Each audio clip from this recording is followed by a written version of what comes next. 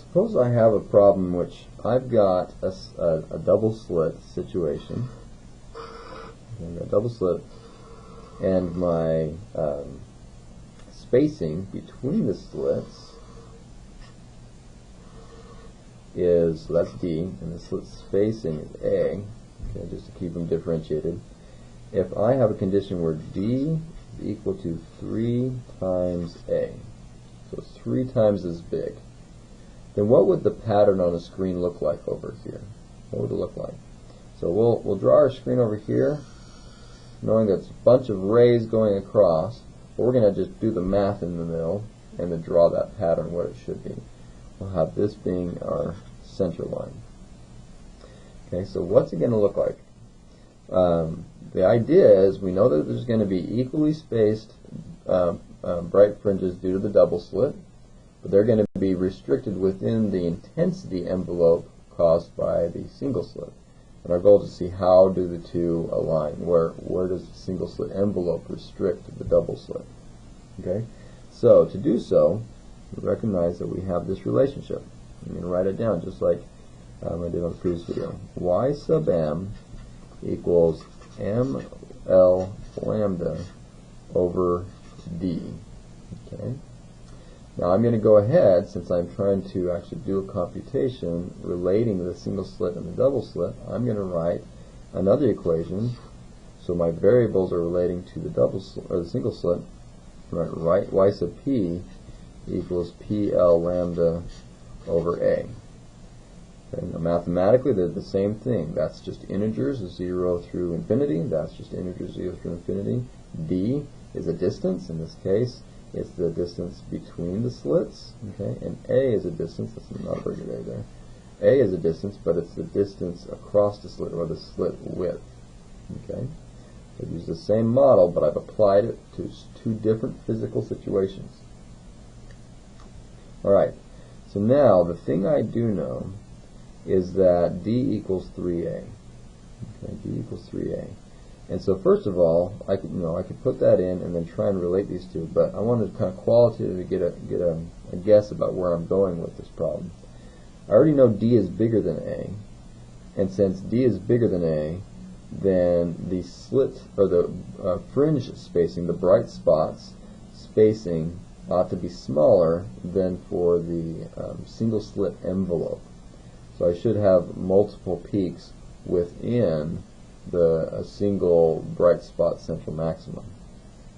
Okay, so let's go ahead and see how we can use this to find what the pattern will be.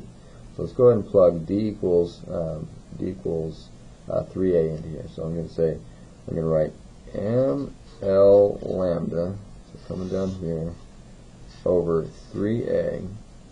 That's going to be the position of my mth bright spots. And I want to see where will it align with a dark spot for the single slit.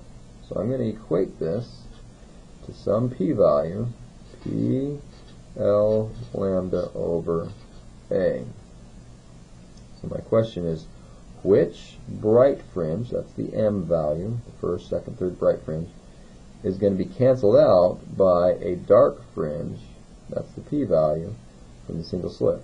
And by equating these two, knowing that the distance to the screen is the same for both, the wavelength used is the same, and now, since D is equal to 3A, the reference distance is the same. So I can cross all that out, and I can solve for M, say, okay, M is now going to be equal to 3P.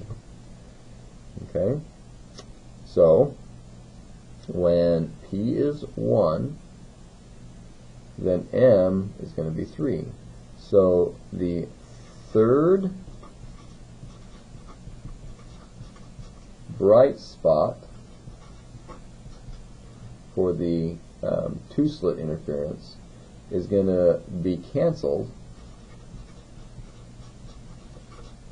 by the first dark spot of the single slit. So this is the double slit, two slit, and this one is the single slit. Okay. So that may still not be quite clear. Let's draw this picture to try and get an example. See how it works. I should have not cumbered the slide with those words. Okay, so my first double slit bright fringe, let's say, is that big. Okay, and I know that double slit fringes are all the same width.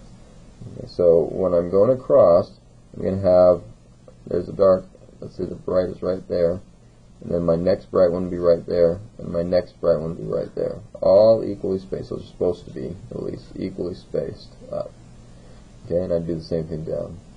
So I'm going to get a bright spot here, and I would have gotten a bright spot here if it was a perfect 2 slit. But this tells me that this third one, this third 2 slit bright spot, gets canceled out by this first slit, because this is an equation for dark, and when p equals 1, the first one lands right there when m equals 3. And so this spot right here gets canceled out by the single slit. And so what I can then guess, since that's going to be 0, I'll just kind of qualitatively draw the rest of them. That's going to be dark, and then it would pick back up as I get to the next bump in the single slit. And I'll just draw that much. And so my single slit effect is like that. So I get, that gets canceled out, and then another one might pick up over there. So this distance here is from the -1 dark spot for the single slit to the +1 dark spot of the single slit, canceling out the +3 bright spot of the double slit and the -3 bright spot of the double slit. So that is what the picture would be if I had a double slit where the slit, or the spacing between slits, D, is 3 times as big as the slit spacing.